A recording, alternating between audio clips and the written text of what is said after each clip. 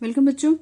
बेटा आज हम ग्रेविटेशन वाले चैप्टर का एनसीईआरटी एक्सरसाइज करेंगे। बहुत बच्चों ने मुझसे बोला था मैम क्वेश्चन आंसर का फॉर्मेट नहीं समझ में आता, तो चलो एनसीईआरटी की एक्सरसाइज है आप लोगों की ग्रेविटेशन वाले चैप्टर की, उसी को हम अभी सॉल्व करेंगे। ठीक है, 5 क्वेश्चन इस वीडियो में दे दूंगी, देखते हैं कितने हो जाते हैं। Okay, how does the force, पहला क्वेश्चन ले रहे हैं, how does the force of gravitation between two objects change when the distance between them is reduce to half. Question को बहुत अच्छे से पढ़ो। ये क्या बोल रहे हैं कि how does the force of gravitation between to object change. Force of gravitation दो ऑब्जेक्ट के बीच में कैसे चेंज हो जाएगा जबकि डिस्टेंस उनके बीच का अगर हम घटा दें, रिड्यूस कर दें टू हाफ।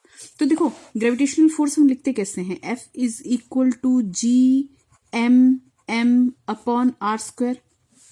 पिछली वीडियो देखे होंगे तो याद होगा, m is the mass of the sun ले लो और m is the mass of earth ले लो, भाई ऐसा ले लो, या फिर कोई भी ऑब्जेक्ट, एक का मास m1 एक का मास m2, एक कैपिटल M एक स्मॉल m मैंने ले लिया। ठीक है, ये हमारे पास होता है ग्रेविटेशनल फोर्स। अब कह रहा है कि डिस्टेंस को क्या कर दो, हाफ कर दो, यानी कि r की जगह पे आप क्या कर दो r/2। देखो f और r का जो रिलेशन है वो रिलेशन कैसा दिख रहा है, इनवर्सली प्रोपोर्शनल है ना, यानी कि r अगर बढ़ जाएगा तो f क्या हो जाएगा, कम हो जाएगा, और r अगर कम हो जाए तो f क्या हो जाएगा, बढ़ जाएगा। इनवर्सली रिलेशन है ना, उल्टा चलेगा। ठीक है, और वो भी किस में, स्क्वायर में। तो देखिए नया फोर्स कितना होगा, यानी आप क्या लिखेंगे, if r is equal to r/2, यानी कि नया वाला डिस्टेंस जो है r डैश आपका कितना होगा, r/2। तो इस इक्वेशन में अब फोर्स भी क्या हो जाएगा, नया हो जाएगा, क्योंकि आपने r अलग कर दिया। g m m इन पे तो कोई फर्क नहीं पड़ रहा, बस डिस्टेंस की जगह पे आप कितना कर दो बच्चों, r/2 का होल स्क्वायर। तो ये कितना आ रहा है आपके पास, g m upon r square by 4। इतनी बात समझ में आई, बना दो इसको इक्वेशन नंबर सेकंड। और मैंने हमेशा कहा है कि जब भी आप रेशियो लेंगे तो जो नया वाला होगा, नया वाला फोर्स कौन सा है, f डैश है ना, तो f डैश बाय f पुराना वाला फोर्स, f डैश क्या है हमारे पास, g capital M upon r/4 का होल स्क्वायर, और नया वाला कितना है, सॉरी पुराना वाला कितना है, GMM इंटू, भाई आर स्क्वायर इसके नीचे आता, वो कहाँ चला जाएगा, ऊपर। इससे ये कटा, आर स्क्वायर से आर स्क्वायर गया, और 1/4 इसका, एक सेकंड बेटा, ये आर स्क्वायर होगा और ये 4 होगा, मैंने यहाँ पे गलती लिख दिया, r²/4 ऐसे लिखा जाएगा ना, तो आर स्क्वायर से आर स्क्वायर चला गया, ये कितना है 1/4। तो यहां से मेरे पास कितना आ गया, 1/4, यानी 1/1/4 ये आ रहा है, इसका मतलब क्या, 4। ठीक है, तो नया वाला जो फोर्स है वो कितना हो जाएगा, नया वाला फोर्स हो जाएगा, ये 4 उधर मल्टीप्लाई कर दो, 4f। नहीं इस बात समझ में आई, भाई f डैश बाय f की क्या वैल्यू आ रही है हमारे पास, 4 आ रही है, ये रेसिप्रोकल, ये इसका क्या 1/4, ये ऊपर चला जाएगा। तो f डैश नया वाला फोर्स कितना हुआ, 4 टाइम ऑफ फोर्स है ना, तो नया फोर्स जो है वो 4 गुना बढ़ जाएगा, पहले वाले के मुकाबले कितना हो जाएगा, 4 गुना। ठीक है, बात समझ में आ गई। अब देखो हम दूसरा क्वेश्चन देखते हैं। अब देखिए सेकंड क्वेश्चन क्या है, gravitational force act on all objects is in proportion to their masses, why then a heavy object does not fall faster than a light object. Question समझिए, क्वेश्चन क्या कह रहा है कि ग्रेविटेशनल फोर्स जो है वो हर ऑब्जेक्ट पे उसके मास के हिसाब से एक्ट करता है ना, यानी मास ज्यादा होगा तो लगने वाला फोर्स भी क्या होगा, ज्यादा, प्रपोर्शन में है। प्रपोर्शन का मतलब क्या है, अगर एक बढ़ेगा तो दूसरा भी बढ़ेगा। Why then a heavy object does not fall faster than the light object. तो ऐसा क्यों नहीं होता कि जब हम किसी चीज को फॉल करवा रहे हैं ऊपर से, तो लाइट ऑब्जेक्ट के मुकाबले हैवी पहले गिर जाए, भाई हैवी वाला क्या है, भारी, तो उसे लॉजिकली क्या होना चाहिए, पहले गिरना चाहिए, है ना, होना तो यही चाहिए, लेकिन ऐसा नहीं होता। तुम अगर जब इसको देखोगे तो ये फ्री फॉल के केस में बात थोड़ी सी अलग हो जाती है। क्यों, क्योंकि फ्री फॉल के केस में आपका क्या लगता है, एक्सेलरेशन ड्यू टू ग्रेविटी, बात को समझो। और एक्सेलरेशन ड्यू टू ग्रेविटी जो है हमारा, देखो फ्री फॉल के केस में हम जब g लिखते हैं, g क्या है, acceleration due to gravity, this is g capital M upon are square capital R square. भाई ये क्या है, मास ऑफ अर्थ, और ये क्या है, रेडियस ऑफ द अर्थ। ऐसा ही तो लिखते हैं। क्या यहाँ पे कहीं पर भी मास ऑफ ऑब्जेक्ट आया, ये तो मास ऑफ अर्थ हो गया, ये रेडियस ऑफ अर्थ या डिस्टेंस जो भी आप कंसिडर कर रहे हो आ गया। ठीक है, क्या यहाँ पर कहीं पर भी आपके पास मास ऑफ ऑब्जेक्ट आया, नहीं, यानी कि एक्सेलरेशन ड्यू टू ग्रेविटी जो है वो किस बात पे निर्भर नहीं करती, वो ऑब्जेक्ट के मास पे निर्भर नहीं करती, यानी कि हल्की हो चाहे भारी, एक्सेलरेशन ड्यू टू ग्रेविटी दोनों पे क्या लगता है, बराबर लगता है। ठीक है, और यही कारण है। ओके जी, समझ में आया? आ जाओ थर्ड क्वेश्चन देखते हैं। थर्ड क्वेश्चन क्या है? What is the magnitude of the gravitational force between the earth and 1 kg object on its surface. ठीक है, क्या कह रहा है कि भैया ये अर्थ है, अर्थ, ठीक है, अर्थ है, इसका रेडियस कितना है, r है, और इसके ऊपर कुछ सामान रखा हुआ है, कितने का, 1 kg का, ठीक है, 1 kg का सामान रखा हुआ है। तो ये कह रहे हैं कि मैग्नीट्यूड ऑफ ग्रेविटेशनल फोर्स कितना लगेगा। भैया ये मास है m, स्मॉल m ले लो, है ना, और इसका अर्थ का मास हमने कितना कंसिडर किया, कैपिटल M, ठीक है, m1 m2 की जगह पे कैपिटल M और स्मॉल m ले लिया और कुछ नहीं किया, ठीक है। मास ऑफ अर्थ इन्होंने दिया हुआ है, रेडियस ऑफ अर्थ भी दिया हुआ है, आपको बस ये निकालना है मैग्नीट्यूड, यानी आपको वैल्यू निकालनी है ग्रेविटेशनल फोर्स की। तो पहले क्या लिख जाओ, फॉर्मूला।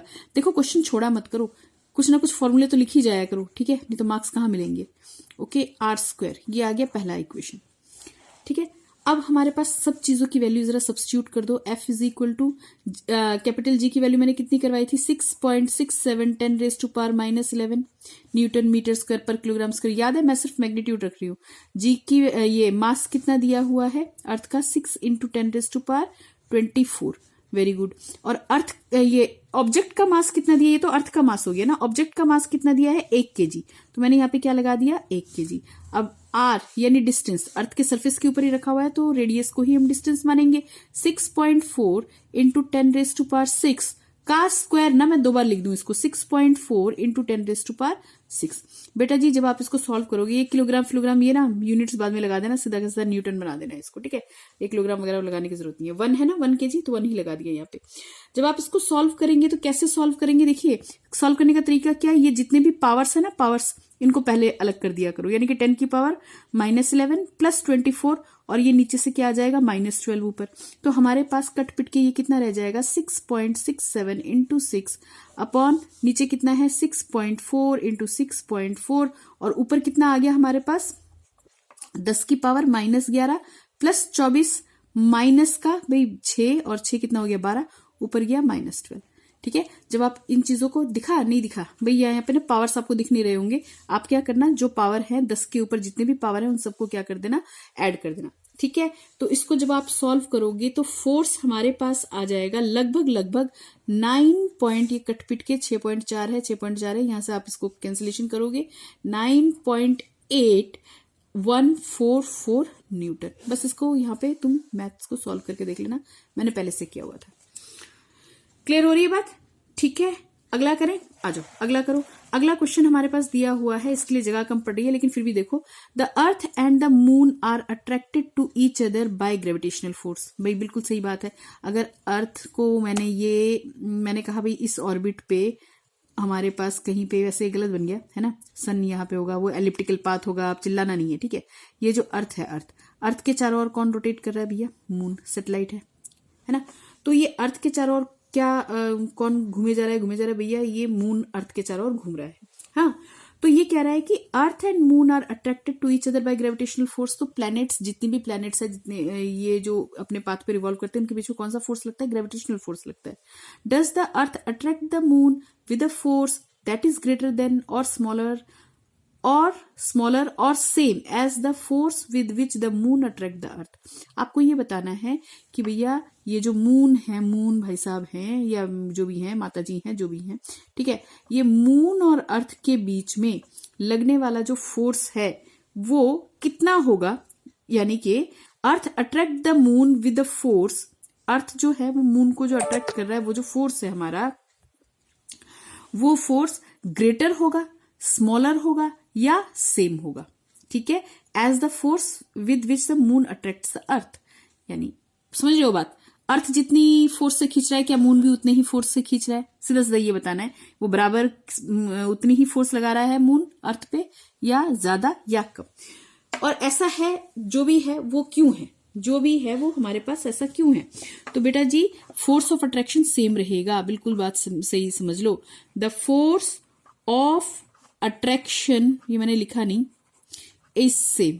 क्यों ऐसा है, वो इसलिए क्योंकि force of attraction between earth and moon भी तो हम इसी फॉर्मूले से देंगे, F is equal to G mass of earth, mass of moon, ये मास ऑफ M लगा दो यहाँ पे, ठीक है, मास ऑफ मून अपॉन डी का स्क्वायर।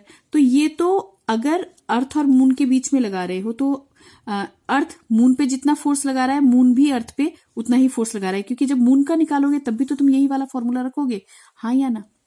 ठीक है ना? तो फोर्स क्या रहेगा? Force of attraction is same. ठीक है, तो मेरे प्यारे प्यारे बच्चों अब देखो जरा, if the moon attracts the earth why does the earth not move towards the moon. भाई अगर मून अर्थ को अट्रैक्ट कर रहा है और बराबर फोर्स से कर रहा है, मैंने अभी भी बताया, ठीक है ना, इससे पिछला क्वेश्चन था, why does the earth not move towards the moon. तो ऐसा क्यों नहीं, ऐसा क्यों हो रहा है कि अर्थ जो है वो मून की तरफ अट्रैक्ट क्यों नहीं हो रहा, मतलब उसकी तरफ ही क्यों नहीं चला जा रहा, उसकी तरफ मूव क्यों नहीं कर रहा? इसलिए कि जो मून, देखो, the moon attracts the earth but the earth does not move towards the moon because the mass of the moon is very very less, है ना? अर्थ के कंपैरेटिवली मास ऑफ मून क्या है? बहुत कम है, इसलिए मून की तरफ अर्थ मूव नहीं कर रहा, नहीं कर सकता जो भी है। ठीक है, ठीक है, अब समझ में आ रही है कि भाई मून का जो मास है वो अर्थ के मुकाबले कम है, तो इसलिए वो अर्थ जो है वो मून की तरफ मूव करता नहीं दिखता या नहीं ऐसा हो सकता। ठीक है, इतना करके रखो, कल की क्लास में और करेंगे।